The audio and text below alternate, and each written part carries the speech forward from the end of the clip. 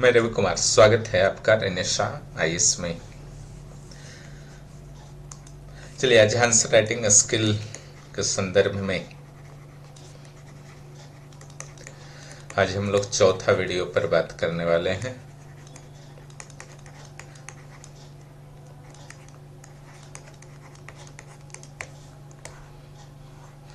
आज जो weekly test आपके होते हैं उसमें से एक स्टूडेंट का कॉपी लिया गया है।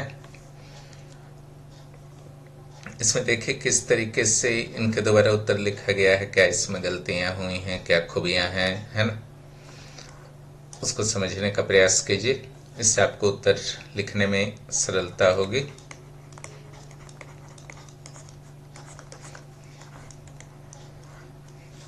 नोट्स जो भी दिया जा रहा है ना, उसको अच्छी तरीके से स्टडी करना है, प्लस क्लास को रेगुलर करना है।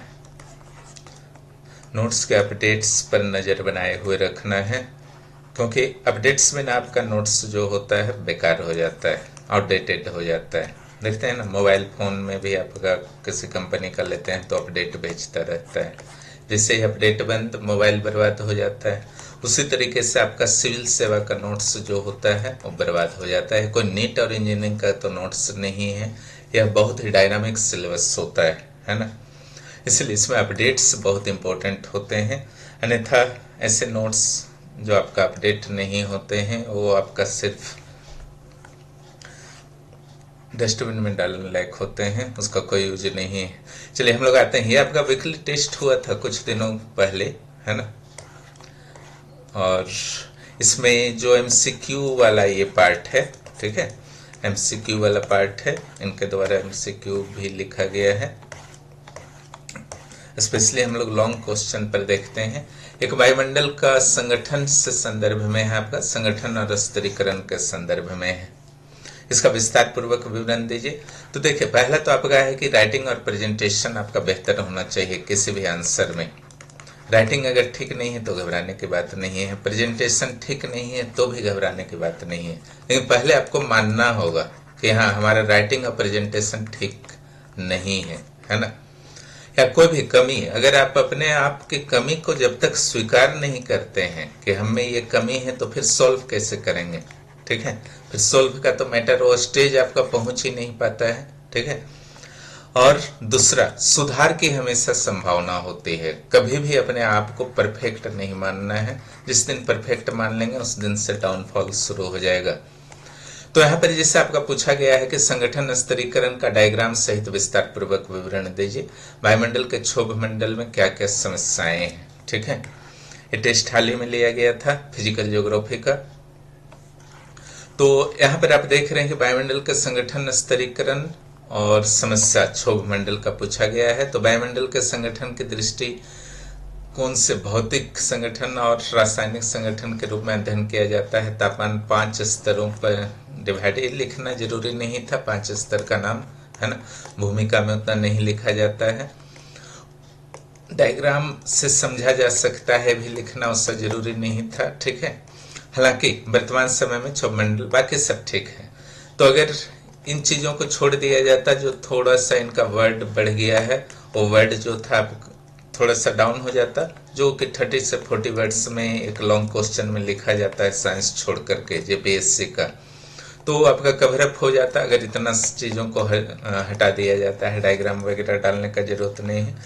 बाकी जितना भी इनका भूमिका है क्वेश्चन के अनुसार है। वायुमंडल के संगठन को पहले इन्होंने बताया, क्वेश्चन में जैसे जैसे है उसी तरीके से इन्होंने पहला ये हेडिंग ले लिया है। दोनों संगठनों के बारे में चर्चा कर दी है इन्होंने, भौतिक और रासायनिक संगठन। भौतिक संगठन में जो जो आता है बहुत बेहतर वे में लिखा है इन्होंने, और डायग्राम भी देखिए स्वच्छ इनका है, ठीक है। जितना अधिक मेहनत करेंगे, देख करके कॉपी करके आंसर राइटिंग स्किल नहीं आता है ना। देख कर कॉपी कर कहीं से मिल गया पढ़ लेंगे, है ना, उससे नहीं आता है। मैदान में उतरना पड़ता है, खुद ही भिड़ना पड़ता है, उसके बाद आपका सुधार होगा, ठीक है। तो इस तरीके से इन्होंने किया है, क्लियर। प्रेजेंटेशन ठीक ठाक है और राइटिंग भी ठीक ठाक है, क्लियर। वहाँ दोनों ओर मार्जिन लेने को कहा जाता है, इसलिए दोनों ओर मार्जिन इनके द्वारा लिया गया है। जलवाष्प के बारे में बता दिया है इन्होंने, किस तरीके से संगठन है, क्या चेंजेस आते हैं, ठीक है। धूलकण के बारे में भी बता दिया है, किसी चीज को इन्होंने नहीं छोड़ा है। वायुमंडल का फिर रासायनिक संगठन दिया गया है इनके द्वारा, और देखिए स्पष्ट रूप से अलग किया गया है, हेडिंग को बॉक्स में डाला गया है, जिससे परीक्षक को, एग्जामिनर को विशेष कोई समस्या आने को नहीं जा रही है ना। कहाँ हेडिंग दिए हैं आप, कहाँ से खत्म हुआ भूमिका, कहाँ निष्कर्ष शुरू हुआ, सब एकदम मिक्स हो गया। तो ऐसा में तो फिर इरिटेट करेंगे आप परीक्षक को, फिर मार्क्स को भूल जाइए, वही बेहतर रहेगा, है ना। आपको तो लगेगा सब कुछ लिख के आ गए हैं, लेकिन परीक्षक को आप कितना शांति दिए चेक करने के दौरान, वो इम्पोर्टेंट है। इस तरीके का कटिंग नहीं होना चाहिए, ठीक है। और प्रेजेंटेशन ठीक है, छोटे छोटे पैराग्राफ से कनेक्टिंग करने का इन्होंने प्रयास किया है। सममंडल और विषममंडल के बारे में इन्होंने बता दिया है, ठीक है। रासायनिक संगठन में उसकी हाइट को दे दिया है इन्होंने।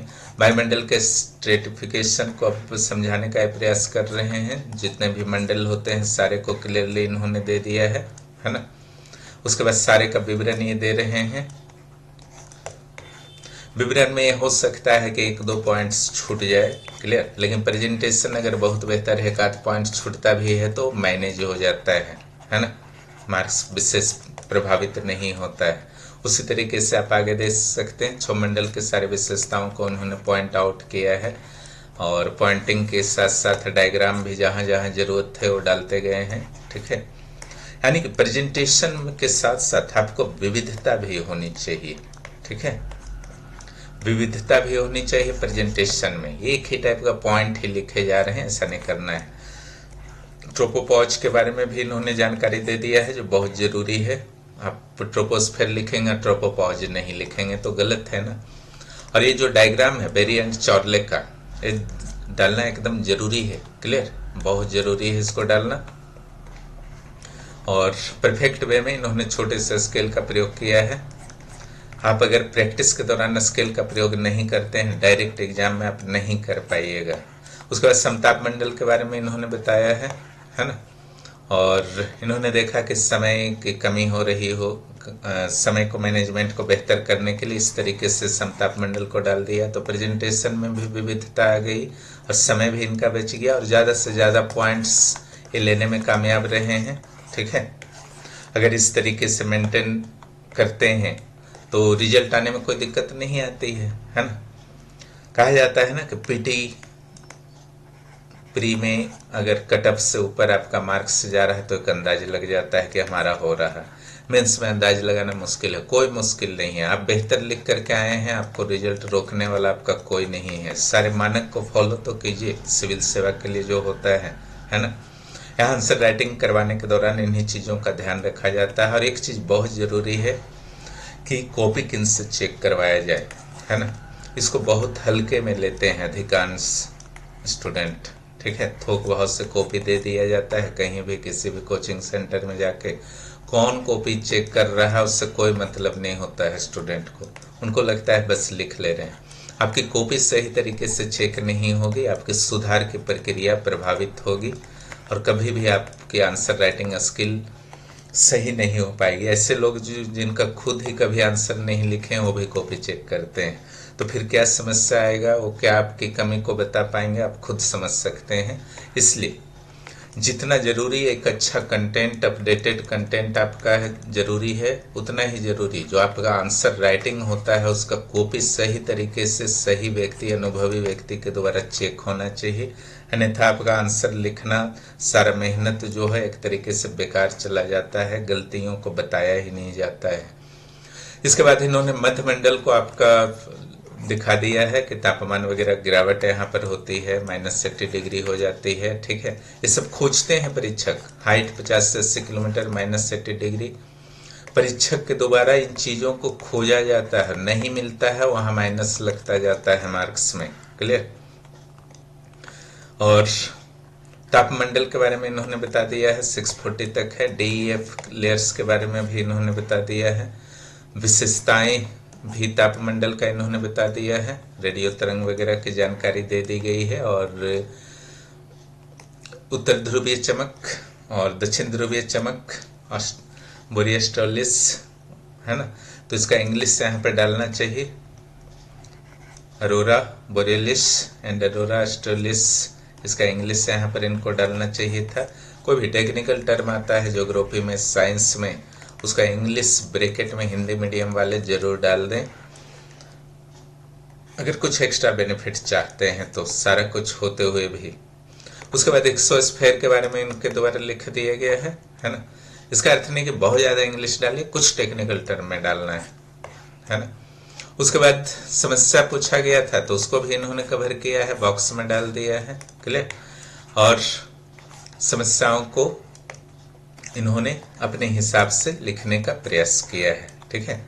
हो सकता है कि आपको उस समय जितनी समस्याएं हैं सारे नहीं याद आए, 1 2 3 4 ही याद आ जाए, ठीक है। क्षोभमंडल में क्या क्या समस्या, जो भी प्रदूषण रिलेटेड समस्या है आ तो जाएगा याद, ऐसा भी स्थिति नहीं रहेगा कि एक भी नहीं याद आएगा, 3 4 तो याद आएगा, वही 3 4 लिख दीजिए। अब इसको आप गायब ही कर दीजिएगा। टेल क्वेश्चन को कभी भी महत्वहीन मत समझिएगा, जो टेल क्वेश्चन है उसको महत्व देना है। अगर परीक्षक के माइंड में है कि अगर इसके लिए हम 6 नंबर रखते हैं तो 6 नंबर तो सीधा गया 34 में काउंट होगा, 34 में बहुत खुश होगा, 20 दे देगा, क्लियर, 21 से दे देगा, उससे ज्यादा तो नहीं देगा। इस 6 में 4 आपका जो मार्क्स आता है वो नुकसान कर जाता है। इसके बाद इन्होंने एक आपका निष्कर्ष लिखा है, ठीक है। निष्कर्ष इतना लंबा नहीं लिखना चाहिए था, थोड़ा छोटा इनको करना चाहिए था, ठीक है। तो यही इनका उत्तर था। आप समझ गए होंगे कि एक अच्छा उत्तर कैसे लिखा जाए। एक अच्छे उत्तर में भी क्या क्या प्रॉब्लम्स हो सकते हैं उससे भी यहाँ पर बताने का प्रयास किया गया, ताकि आप लोग जब आगे लिखे, और भी वीडियो दिया जाएगा, ठीक है। समय के साथ साथ आपको बहुत सारे वीडियोज दिए जाएंगे आंसर राइटिंग स्किल के लिए। यूट्यूब पर लिमिटेड वीडियोज उपलब्ध रहेंगे, यूट्यूब पर भी समय समय पर डाला जाएगा। पेड बैच में तो काफ़ी वीडियोज डाले जाएंगे, ठीक है। और 14th JPSC के फाउंडेशन बैच आपके चल रहे हैं, 11th JPSC के इंटरव्यू बैच चल रहे हैं, CDPO के इंटरव्यू बैच चल रहे हैं। जिनको भी जुड़ना है 9661163344 पर डिटेल्स ले सकते हैं। बहुत बहुत धन्यवाद।